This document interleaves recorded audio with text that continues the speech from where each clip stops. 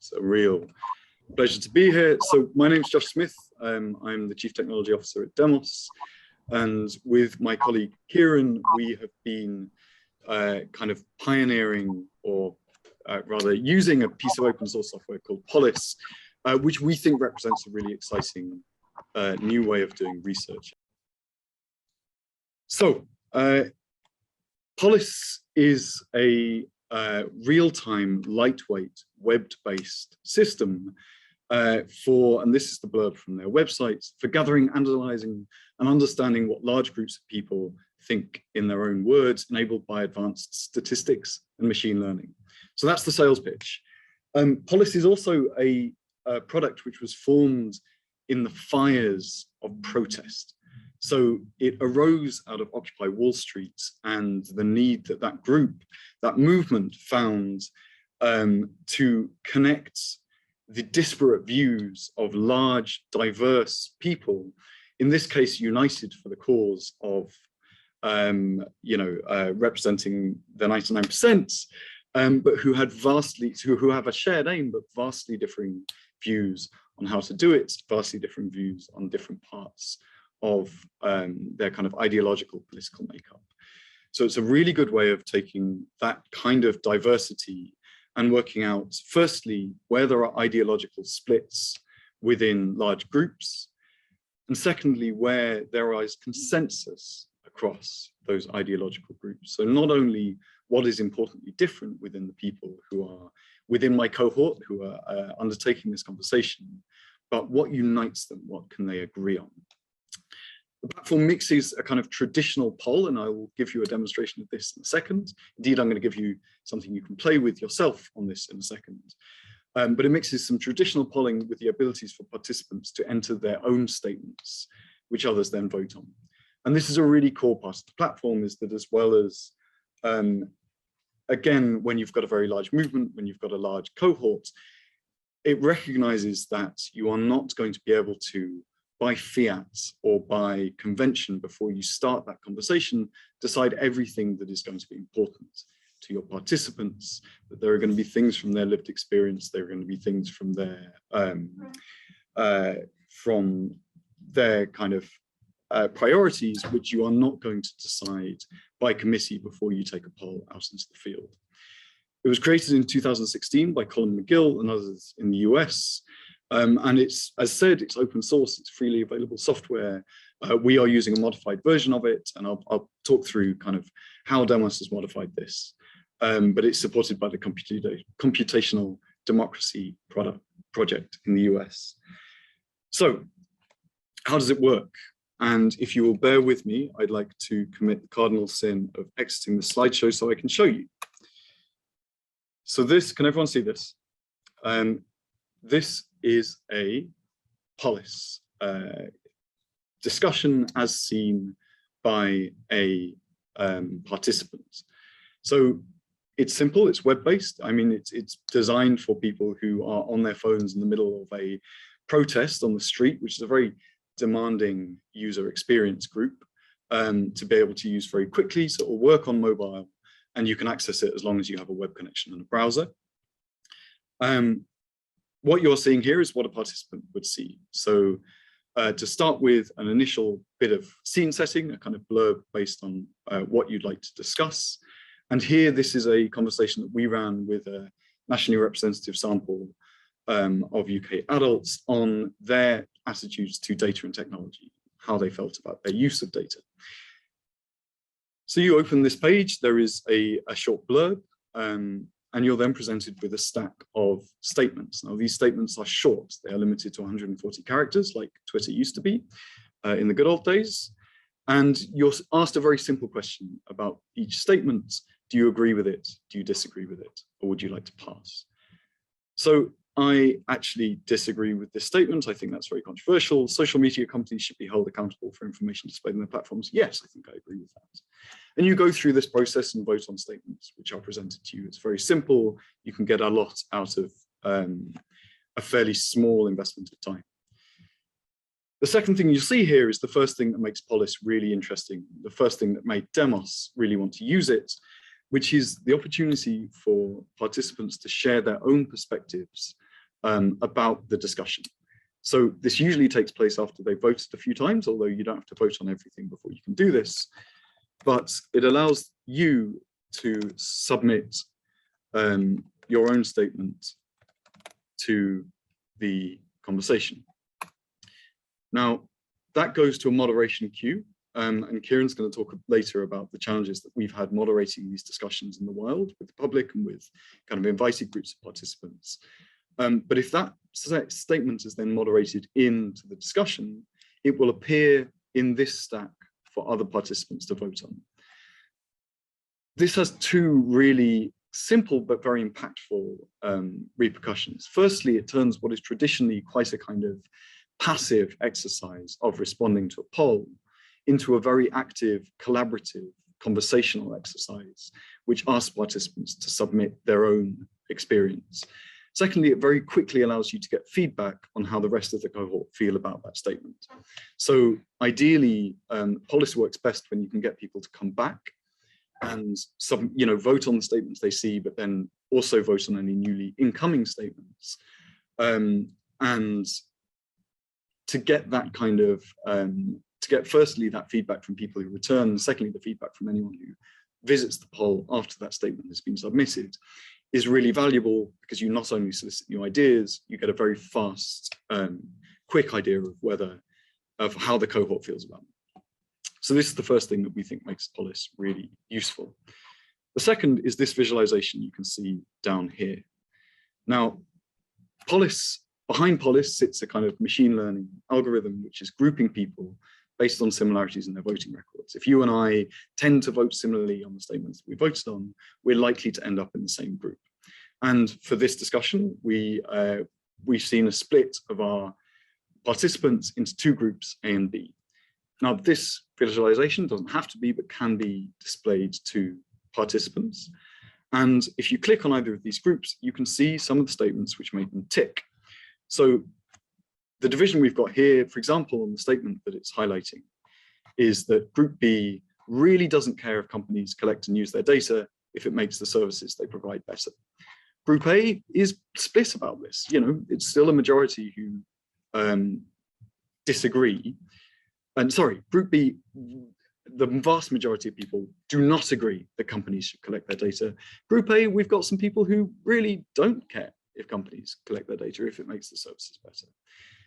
And you can actually see that ideological split of Group B being very resistant to data collection and use, and Group A being much more open to it across some of the statements. So for example, Group B is much more likely to protest against the use of facial recognition technology and say it infringes on people's rights. Group A is much more sanguine about that. The majority of people disagree that use of facial recognition will have these impacts. This is not a presentation on people's attitudes to responsible use of data, although obviously I could happily talk about that for the rest of the afternoon. But the point to make here is that this falls out from simple algorithmic processing. This is not a researcher-led exercise. Simple mathematical relationships in people's voting records allow you to get these quite deep understandings of how the discussion falls apart or has kind of broken apart into groups. This view will also show you where you sit. So given the 2 votes that I've already cast as part of this meeting, I am much more of a Group A person apparently than a Group B person. And as I vote more, I would expect to see this dot move into the group that I best sit in. So not only does it allow you to see what the groups are and roughly what might divide them, it also tells you where you sit in this conversation. Finally, and I've talked about one of the Polis's great strengths being to raise consensus as well as to articulate splits between people, the tool will show you what the majority opinion is between groups. So what can people all agree on? And this is really powerful in this case because we can see that actually people are really, even people who are happy, relatively happy for their data to be shared, don't want it sold to advertising companies to send targeted adverts, although we know that this is what tends to happen in the real world. Everyone thinks they should have the ability, or the vast majority of voters think they should have the ability to control what info I have and whether they should have, and that they should have real-time access to data companies hold on them. And again, just to make something which may have been clear before clear, the way that you can tell that, or the feedback that this is giving you, is that this green bar represents the number of agrees, the red bar represents the number of disagrees. The grey bar here is the number of passes that have been made on that statement. So this is the second thing that makes Polis interesting. Demos is it allows participants, or really engaged participants, we don't expect everyone to work out what's going on in this visualization, but if you are engaged in the conversation, you can find out what makes the cohort tick and where you stand in relation to the rest of the debate.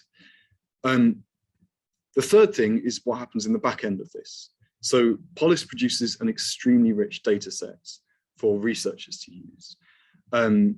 You have data on what these groups are, and obviously you have detailed data on how every single participant has voted, their entire voting records and any statements they've made, moderated or not. But you also, and this is really where we've been pushing the technology and the changes that we've made, we quite often run this with a nationally representative sample recruited from a panel provider. And by connecting the demographic data you get from that panel provider with voting records on Polis, you can talk about, for example, how these two groups, people who are relatively happy and relatively unhappy for their data to be used, divide given age, region, voting record, anything that you're asking about in that demographic survey. Similarly, if you're inviting experts to the conversation, and I'll talk in a second about the opportunities that we found that the different types of events that you can run with different cohorts here, you can connect that person to their voting record, obviously with their consent. You can also hold completely anonymous discussions where you don't know who anyone is. The system is very much designed to enable anonymity. So that is a blister quick view of what Polis is and why we think it is valuable. And to return to PowerPoint for a second, we have set up a discussion for you guys to try. So we will put this in the chat, and Ciaran, I'm going to ask you to put this in the chat if that's okay. But this is a link to a live Polis discussion, which at the moment is quite dry, on what Polis is, on your immediate feedback on how you might use it. We've set this up so that you can play with it, and this should be accessible in your browsers, but we're also really interested to know any initial reflections that people have on the use of this tool, whether you can see a case for using it, whether you find it easy to use, whether you have questions, and do feel free to ask Ciaran my questions as well. A quick note on this: statements should be statements. So they should be things that you can agree, disagree, and pass on. You are not replying to previous statements. You are making your own standalone contribution. Actually, this is a really important part of the way that Polis was designed, in that one of the goals of the original founders was to take the heat out of the type of conversations you see on social media, where the focus is very much on responding to people and competing for attention.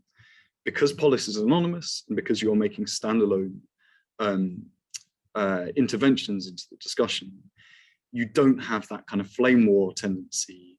You don't tend to have the online disinhibition effect so much that social media propagates. And happy to talk about that more later. So I'm going to leave everyone 30 seconds or so to access this link in their browser if they would like to. If we lose some of you to playing with Polis for the next stage of the presentation, I'm kind of happy with that, right? Our goal is to help you understand this thing, and if you want to go away and play with it, I mean, please do continue listening, but that's fine. So what is it good for? Like, well, why do we use it? How has Demos found it useful? And I'm going to pass over to my colleague Ciaran, and Ciaran, do feel free to Chris Whitty me and tell me next slide when you want it. But we've got a few case studies of kind of different ways that we've been using the system in the couple of years that we've been using it. Great, thank you so much. And yeah, just to echo as Josh said at the start, thank you so much for joining us. As I'm sure is obvious, we absolutely love Polis, so it's a real pleasure to share this with other people. We also love talking about methodology, and the chance to do so for an hour. Really do. Please invite us back. So one of the first things we did with Polis was back in 2020, and as Josh says, we've used Polis a number of times with nationally representative samples. That's something we did with this report, which was looking at attitudes towards how we might change the regulations around political campaigning in light of the developing world of social media ads and so on. And you can see this image here is normally how we spin up the results. We use the Tableau software for this to express what Polis is telling us.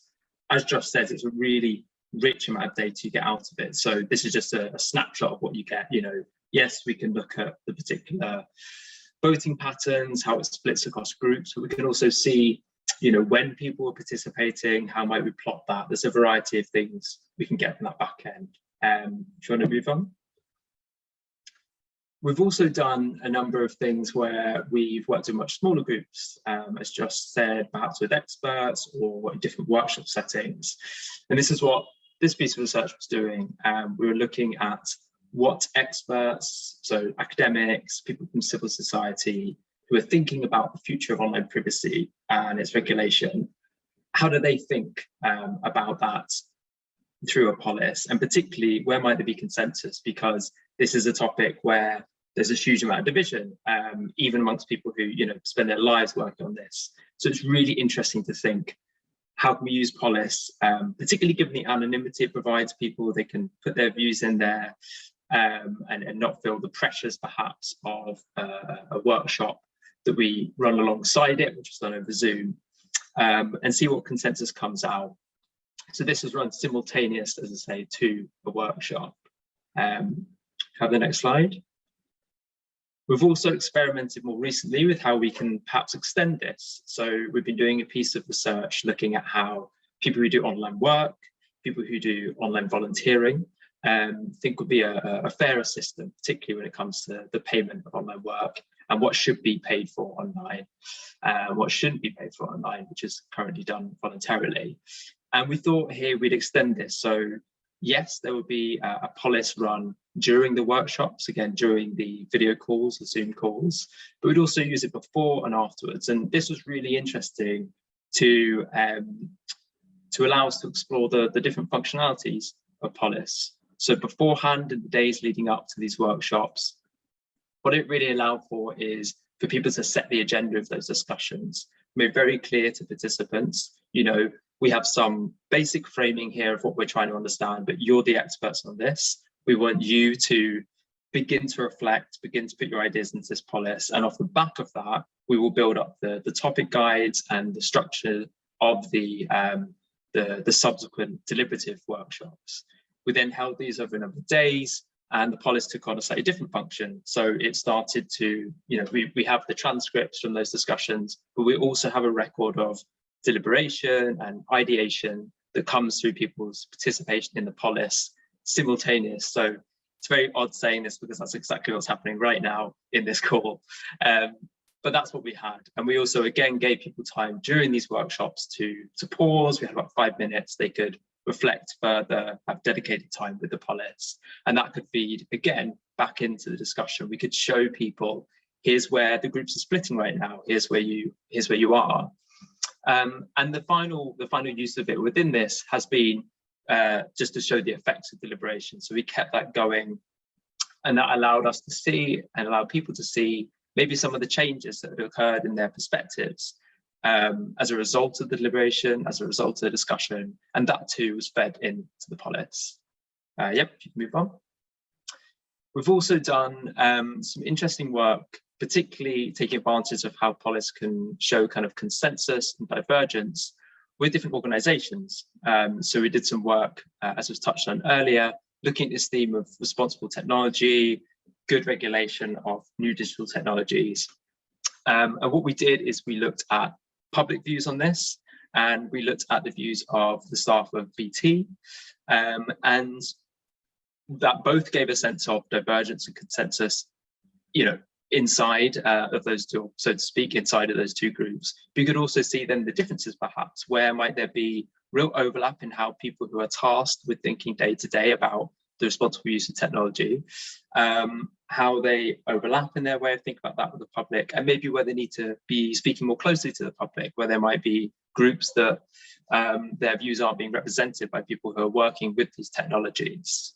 Can you have the next slide? We've also used, as I kind of alluded to there with those workshops, we've used Polis alongside a range of other methodologies. So throughout 2020, 2021, we did a program, an ongoing program of work about kind of what policymakers should be thinking about when it comes to responding long-term to the pandemic. How do we build back stronger, as the report is titled? And for this, we took a slightly different tack. We did an opt-in style of Polis. We simply shared this, social media, other avenues to let people know that we were running this. We run a range of policies for this on different themes. You can see this is communities and volunteering. We did them on the future of trade, all manner of things. And again, from this, we could get an idea of different groupings that emerge, different consensus, divergence that emerges amongst the public when it comes to thinking about the future of policy in response to the pandemic. We can move on. So yes, and I can take over here if that's okay. So there's a couple of slides here which kind of reiterate the opportunities in cohorts here. So we've mentioned a few of the different cohorts that we've used, from kind of large, multiple thousands of people in a representative sample to just the groups present on a given call. Actually, there's a real power in connecting those cohorts and kind of enabling collective intelligence. So this is from an experiment run with the Cabinet Office to kind of form a collective intelligence tool to bring policymakers within, well, in fact, a wide range of people within the civil service, from all levels of the civil service, together to discuss current policy priorities, and then compare that with a discussion that was ongoing with the public and with invited experts. So we had a list of about 70 people that we knew were decision makers in this space. We invited them to join the public in a debate, and we held a similar discussion in the civil service. And this was really interesting for a couple of reasons. That firstly, there is a great power in anonymous discussion in a highly hierarchical situation.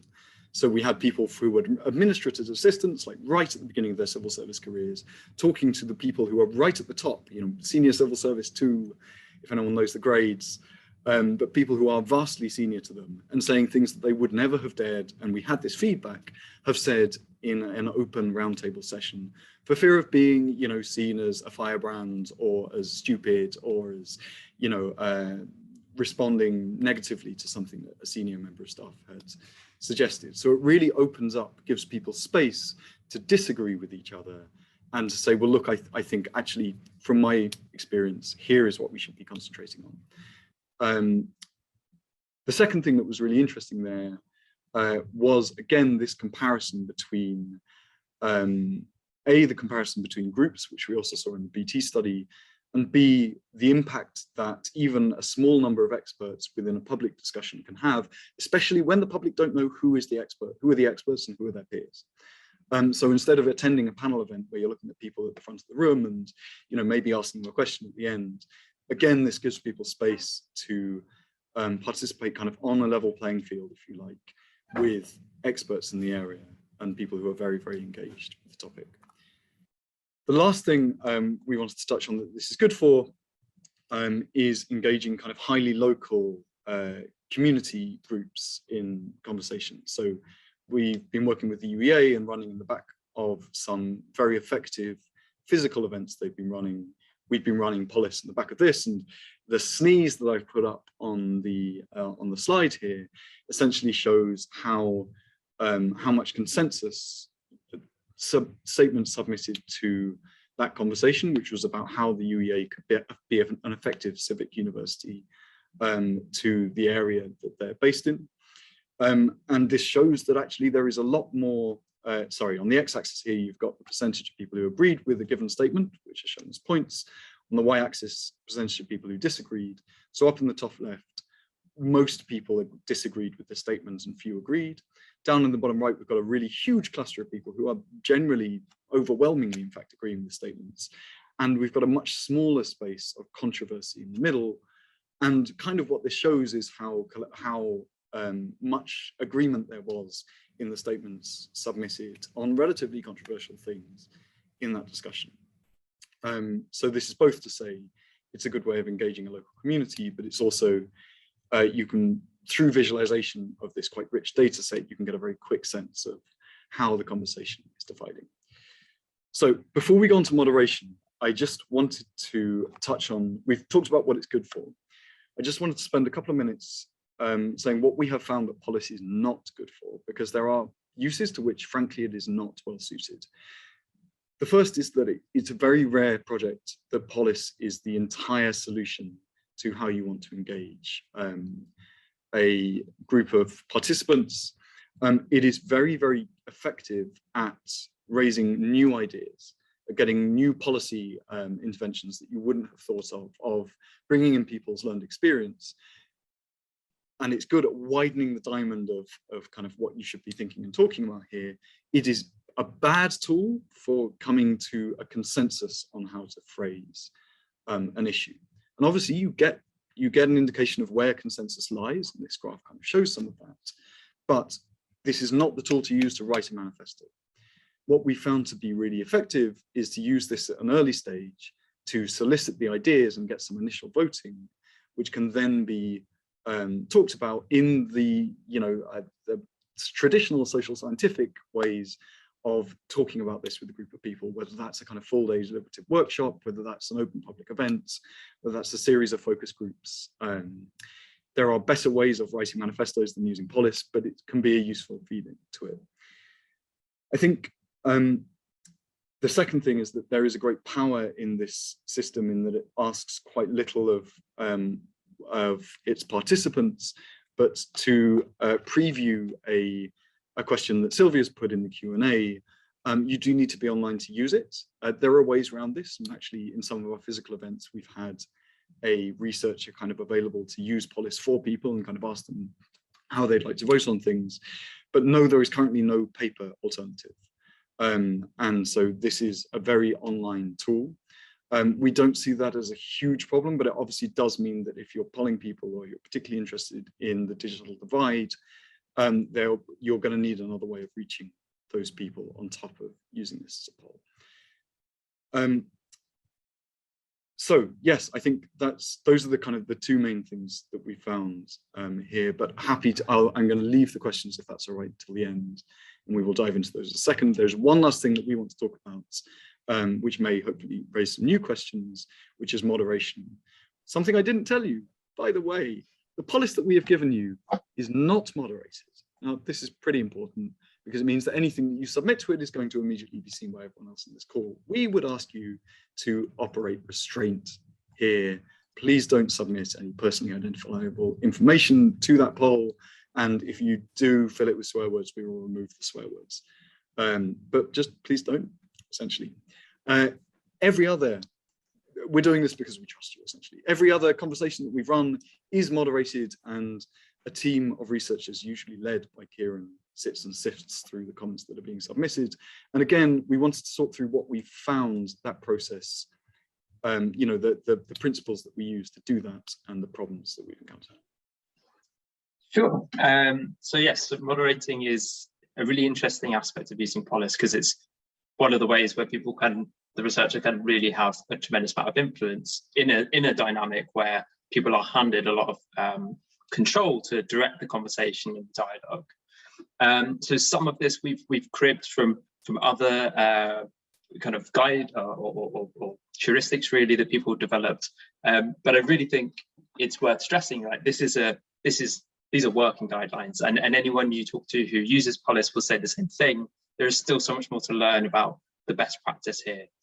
Some of the things we do tend to think important. So obviously a statement that is clearly nonsensical is not a word, will be excluded. Often you'll have something that has no meaning in isolation. So people might interpret what they're doing as kind of, they're enjoying the process, or they are affirming another statement, but they're not referencing what that other statement is. So they might say, this is great. Obviously, if something is outside the context of the discussion, this is where it starts to get more complicated, but you might have something more straightforward like this. If you're thinking about as to use internet regulation, like we've kind of touched on, and someone brings up needing to build more schools, perfectly, the point makes perfect sense, but it doesn't have a bearing. Another common one, and particularly as a polis goes on, if you have a lot of participants and a lot of statements submitted, you'll start to get some repetition in the ideas. Again, there's some real interpretive work to do here, because you might have very subtle differences. And this is why, as Josh said, it normally and ideally is a team of us moderating, because one person's interpretation is really not enough. But a repeating statement is a common one. Then you have things which are more about generality, which make the interpretation of people's votes difficult. So the issue here is less that the statement doesn't make any sense, or even that the statement isn't a novel point, but it'll be hard to know what people's reactions to that are. So if someone says we should try to prioritize good internet regulation, it's not particularly insightful if someone's agreeing or disagreeing or passing here. And finally, and this happens quite often as well, is we have to try and moderate out statements where people are grouping together multiple points, because again, this makes interpreting people's responses to that, their votes, difficult. So if someone was saying, this could help people make money online, but could also incentivize bad behavior and only benefit the well-off. First of all, it's not clear what it is in this statement, but also there's a number of different clauses here, right? And so someone's agreement wouldn't necessarily be a ringing endorsement of everything in here. They could just think that this particular technology under discussion could incentivize bad behavior, but they might disagree with the other parts of that composite statement. So that we tend to reject. Something we sometimes do, different people have different perspectives on this, is you might break up a statement and resubmit that person's statement as separate statements. But that's a point of disagreement, I think, amongst some people, different people using Polis. Just to add finally as well, one of the things that's probably coming across here is how much interpretation matters. And so what this really brings out for people doing this moderation is you need to be extremely aware of the assumptions you're bringing to your moderation. You need to be extremely aware of the assumptions you're bringing about people's literacy. You have to think about maybe your cultural awareness or cultural competence. If someone makes reference to something in a statement, you're not familiar with it, or the particular grammar or whatever it might be, it's really important to be aware of your interpretation of what someone means by what they're saying. And that, I think, from a methodological perspective is really fascinating, and an area that, as I say, people are continuing to think about how this can be best done. So I'll pass it back over to Josh now. Thank you, Ciaran. I'm going to take questions in a second, but I think I just wanted to touch on that last point, which is another thing that we found really valuable about this conversation, is that as soon as you get submitted statements, this is a conversation which is happening in your participants' own words. And actually, while we will filter out pure nonsense, and some people will bash a keyboard if it's placed in front of them, we tend to, some of the best submissions we've had have been in all capital letters, or have had bad spelling and grammar. And as long as that doesn't obscure the sense of the conversation, it's a really powerful way of saying, look, these are your peers, right? These are, the conversation is happening in the words of the people who want to have it. It stops that researcher temptation to sanitize and clean and make everything precise. Part of the power of this is that it's a human conversation. So, Dermot, if it's okay, I'm going to move on to questions, but you can contact us here. We've put our socials up. Do email us if there's anything that we don't cover today, or if you want to know more, find out more about the platform and the way that we use it. But I'm going to go on to the Q&A if that's okay, and I'll address the questions we've had submitted first. If anyone wants to keep adding to these, that's quite all right. So I'm going to take these three at a time, and Ciaran, do chip in if there's answers that you want to make. So Sylvia's asked a question about digitally excluded people, refugees, the elderly, etc., and how you can share Polis with them in the discussion. Matthew's asked a question around there being two groups on the Polis output and how you tweak machine learning. And Alan's asked a question about dividing people into groups for smaller group work. So to answer those, I think I can answer these fairly quickly. So for the digitally excluded, if someone doesn't have access to any form of internet, it's difficult to get them onto this platform. And there are ways of getting around that. As said, you can have a researcher with them recording their input. That said, this is designed to work with the most basic smartphone. So if someone has even non-browser based, non-kind of computer based access, they can still get a lot out of this process. I've touched on this earlier, but a real strength of this we found is how little it asks from participants. So people who are very time poor, who cannot connect synchronously to an hour's meeting an hour's web call during the day, or God forbid, a whole weekend in a country house somewhere to do a deliberative discussion, they can do this at midnight on 10 minutes on their phone. And indeed, we found that lots of people from the civil service, that was the time they had. And you can get a lot out of a participant with that quite small, quite unpredictable input. On Matthew's question about there being two groups, and I'm not going to risk jumping out of this presentation, but that is set by the machine learning in the background. There is no researcher influence on how many groups that's partitioned into. It's basically programmed into the algorithm. The way that we have dealt with this, because often the groups that it identifies are not actually the groups you're interested in, is that we have a kind of system of dashboards which analyze the data that comes out of this process, and we can then look at the cleavages that we're interested in. So for example, here is a set of statements on data responsibility, which basically say that people should have control of their data. How did people who voted yes to this as a discrete group feel about some of the other issues that we've discussed? So how do they feel about advertising, for example? So Polis is very powerful and does some of this automatically for you, but we often find that the more nuanced exploration you can do in the background of this. And I think, Alan, that might go towards answering your question as well, in that we've some of that division of groups for analysis happens in the back end. We have not reapproached people and said, look, you are in this group in the poll, could you come back and answer these questions? We'd really like to find out what you think about these other statements, although some of that analysis is available to you anyway, because you can say, here is a smaller group that I'm interested in. How did they vote on the statements that we've had? You could absolutely do that if you were recording who people were. So if you save email addresses, for example, and this is possible, this is something that we've done with our panel provider. We didn't save email addresses, we saved IDs, they had the email addresses. GDPR, we're very on top of it. But yes, you could absolutely invite those people back to do another Polis or to do a focus group session. Ciaran, do you have any thoughts on those three? No, I just reiterate, and I think that's a really interesting idea about that kind of potential for follow-up with people. We follow up kind of informally, and this is anticipating someone's question. We follow up for people's feedback about their experience, but not to that particular end, no. Yeah, I mean, actually, so quickly, just given the number of statements that we've got and questions, I think it's a great conversation. Perhaps it makes sense if we just carry on and run for sort of 5-6 minutes extra to give Josh and Ciaran a chance to answer all the questions, if that's okay with everyone. Although I see one of these questions is just thank you. So thank you, Sylvia. Is that one tick? And so Helen's question on how useful Polis is for small scale research.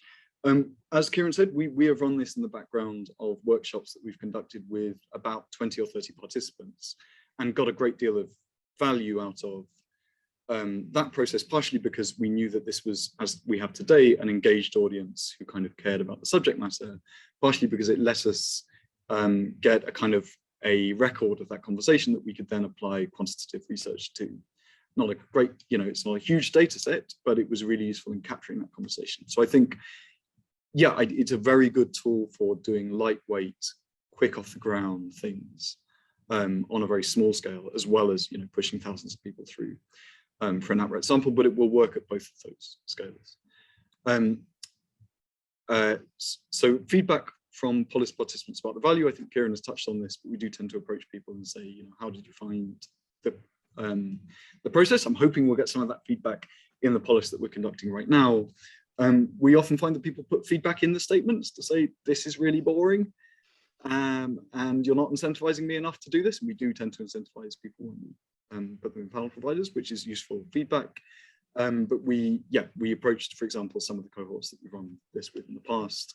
And it tends to be a really useful mix of people who are very engaged in the process and found it great, and people who didn't quite get it and didn't understand how the data was going to be used. I think that is one key point that I really don't want to run over time, but one key point here that we found is that it really helps if you can tell people what you are doing with this data, what you are doing with this polling, especially when you've got more engaged groups, again, like the civil service. They really want to know where their input is going, and if you can tell them, they'll be much happier to kind of invest in the process. I think that's most of polling, though that's not particularly unique to Polis. The graph on divisiveness. So I'm going to make sure I've got the right graph, Matthew, but I'm assuming it was this one. So it's cohesion and division on each individual statement based on the number of people who voted on this. So for this point here, this is a statement. 20% of people who voted on this statement agreed with it. 50% of people who voted on the statement disagreed with it, and by implication, 30% of people who voted on it passed, or indeed didn't see it. So this view doesn't take passing into account, although you can see that by the position of these dots on the y equals x line. So the further up they are, the more people in total have voted. It's a heuristic, it's a very rough view, and we use this as a kind of rule of thumb for how divisive slash, I want to say consensual, but that's not the right word, how divisive slash, in agreement people were in the discussion, but that analysis, that kind of more granular analysis for cohesion and division within a cohort is cohesion, that's the word. Thank you. Matthew, we would then do in the dashboard, looking at the kind of the demographics that we collected. Again, Ciaran, any comments on this? No, not on that particular point. Just to echo on the previous thing about feedback, just to say recently, so we mentioned this piece of research, we were doing workshops, kind of thinking about future of online work and online volunteering, and something we made a real point of in that is getting that feedback, particularly given the multiple stages at which people were involved. And people were telling us even during the workshops, and we gave people time at the end to reflect, that it was, for many of them, they're saying it was a useful kind of tool to help them deliberate. If you are particularly interested in doing that kind of process to understand how people's opinions might change, not simply just what you're initially collecting, it can help people to some extent visualize what they're thinking and how they sit in relation to other people's opinions. And that's some of the feedback we've had there. Thanks, Ciaran. So I want to rattle through these last questions. So can you use this for patient and public involvement and engagement? Short answer, yes. Long answer, anyone that you can get a link in front of can access the Polis. That's much easier if you want this to be anonymous, as we are doing today, because all they need to do is click that link and it will kind of create them a user in the back end, and they don't need to enter any data. It will do that anonymously. If you want to know roughly anything about those people, so how old they are, whether they're a patient or a member of the public, who they are, if you're sending out unique links to unique email addresses, that is also possible. But then you have questions around how you recruit that cohort, how you handle that personal data, and how you, we have basically, again, this is where a substantial amount of our work on Polis has gone in, how you connect the cohort that you're recruiting to Polis, so that you know how to connect that activity together. But short answer, Catherine, yes, and do get in contact if you want to talk about how that might work. Matthew's asked a question about using the tool with local communities to understand the perceptions of a problem, their drivers, and possible solutions. Again, the answer is yes. This is actually very much what we were doing in Great Yarmouth with the UEA. And the problem was, how can the UEA be an effective civic university? The drivers were around kind of the backing, why they felt that particular interventions were useful. Possible solutions, yes, you can get people's ideas on voting for them, but again, if you're coming up with a 10-point series of policy recommendations, that needs to be done at a minimum by desk-based researchers analysing the polis. And actually, we would advise that this is the point that Polis is not the best way of doing it. It's a good way of suggesting possible solutions, but in terms of testing them with people, it's a useful starting point, but you'd really then want to do some focus grouping or some serious desk-based research to back that up. Sylvia, yes, it supports other languages. Yeah, I think it's completely language agnostic. It might have some problem with traditional Chinese script because of the way that that's tokenized, but even then I think this solution should work in other languages. Certainly the Computational Democracy Project have conducted polls in other languages, and one of the most famous use cases for it is in Taiwan, where their government kind of digital minister, Audrey Tang, has really led a movement called V-Taiwan, which is basically about connecting Taiwanese citizens and governments to influence policy. It's super interesting. And again, if I start talking about it, that's all I'm going to talk about, but she is great. It's a really interesting project. And that was obviously happening in non-English script as well as in English. So yes, the relationship between Polis and Demos. So Polis is an open source piece of software. It's run by a non-profit called the Computational Democracy Project. We are engaged with them in that I've helped them write some code. So I'm a maintainer, not a maintainer, but I've contributed to that repository of code. So there is no commercial relationship between Polis and Demos. We're just good friends. But to be clear, this software is free for anyone to use. It's open source. We have tweaked it and built methodologies around it and built dashboards to analyze it. But the software itself is free to use. And I really encourage you to go to poll.is and check it out yourselves. Yeah, we are advocates, we're not partners. Questions relating to the demographics of each participant. Yes, there are two ways of doing this. One is to include them as a statement that everyone sees. So we quite often include a demographic statement like, I feel, on the responsible technology question, for example, we had a statement which was like, I feel comfortable in using my smartphone, or I am usually an early adopter of technology. You could ask more traditional demographic questions like I am over 18, but we found that for that more granular look like voting records, age, gender, etc., anything else you might want to know, that's where we've tended to connect with a panel provider. We've asked people to take a demographic survey before they enter the poll, and then we've connected those answers from the demographics to the answers of the poll. And that's great because it also means we can weight the results of the poll to make it nat rep. Final question from Matthew, and do please add more questions if they're coming up. Is there an ideal length of time to keep Polis open? Yes, that's a great question. So you can run this for as long as you like. And actually over the course of we have had a project called Renew Normal, which I think Ciaran has talked about in an earlier slide, which ran for a series of a couple of months. It was just open to the public on our website. More focused interventions, so things that happen around an event. I think a week each side of the event is a good rule of thumb. In fact, you can do a lot in a week, especially if you're recruiting participants. And of course, if you're recruiting and incentivizing participants, response rates aren't a problem because you can ask the panel provider to kind of increase the velocity of people that they're sending through. So it's an annoying length of string answer, but I think a week is a good amount of time. A month is a good amount of time. The restriction here is attention. So we would expect people to be able to pay attention to and vote sensibly on roughly 70 to 100 statements before they get really bored and leave. And that's a kind of engaged crowd. So the upper limit here is not necessarily how long you run it, but how many statements you accept into the discussion, because people just won't click through more than 100, even if you're paying them to do it. You'll start to get patches in the analysis. We've had another question from an anonymous attendee. So are you able to share a demos report you published that made use of Polis? Our best one. So our foundational one is the one that Ciaran foregrounded. I think I can go back to the slide, but it was with the ORG, the Open Rights Group, and it is called Polis and the Political Process. Ciaran, I don't know if you can bang a link to that on our site in the chat. that is certainly our most detailed one in terms of exploring Polis, but it was published quite early. We've got further papers like the one on responsible technology, which are really interesting.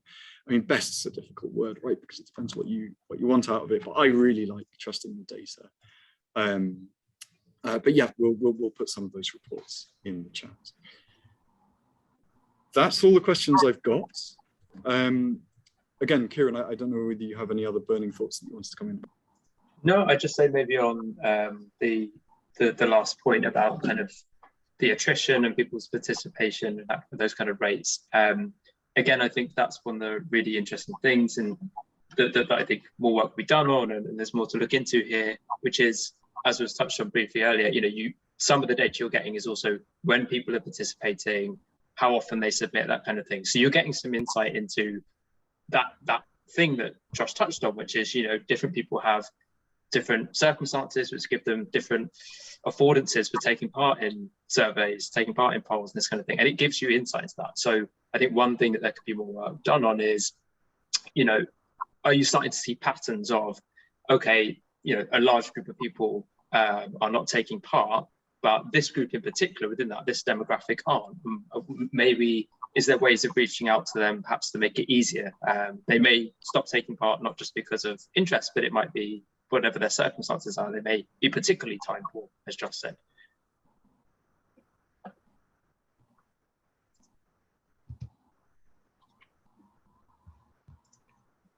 Great. Thanks, Josh and Ciaran. I think there's a couple of queries that were in the chat.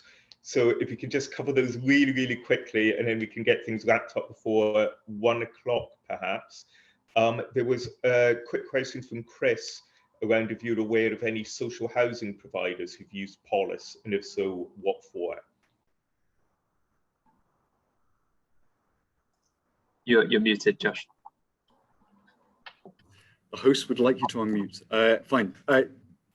We have not conducted any such discussions, but I think it's a really good use case for this kind of approach, because again, you've got a cohort who are really engaged with a question. It's a question of what happens in their community, and you'll have other interested observers. You could find out what the public think, you could find out what government think. Yeah, I think it could be a really valuable way to use the system. It's not something that Demos has done.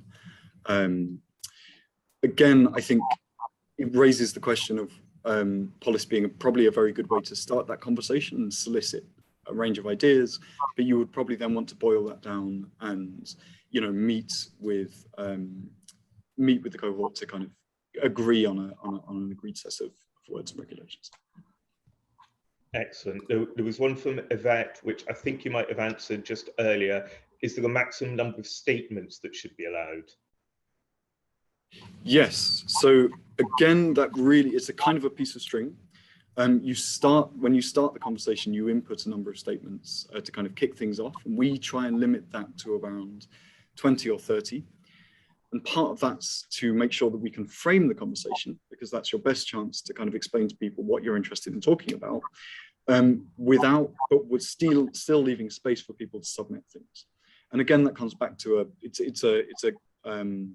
a limit on attention, that really once you're starting to reach 70 or 80 submitted statements, you're reaching the limits of people's attention. And if you've got that in the first day of your poll, then you have a problem, because you're not leaving space for people who attend for the rest of the week to submit to that conversation. You'll get very rich voting records, because everyone will be voting on 70 statements, but you'll get fewer solicited stuff from people who might join later, who might be a different cohort.